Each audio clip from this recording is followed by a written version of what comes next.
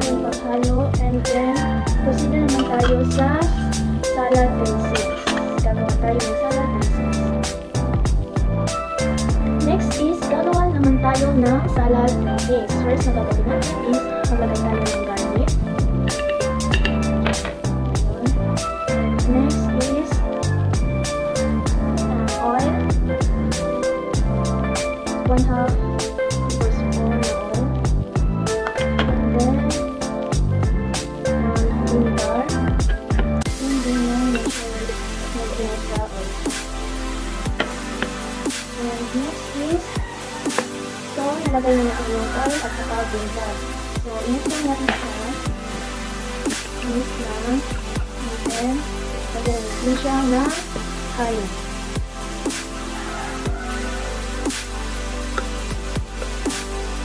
Then, mix na naman siya i-shake naman.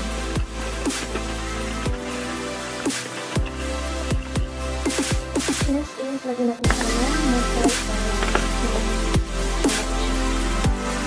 Kunting mustard oil.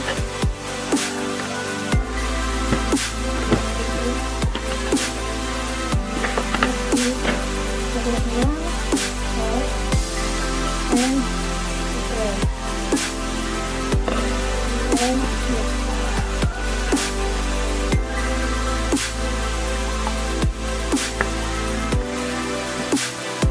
So ngayon, yung ating salad is paglagyan natin ng dressing.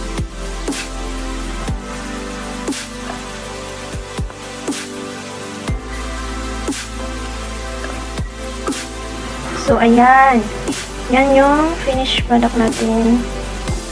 Salad dressing. Yan.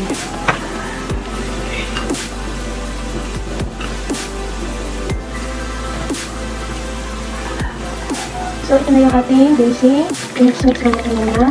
And then, ilagay na natin sa ating salad.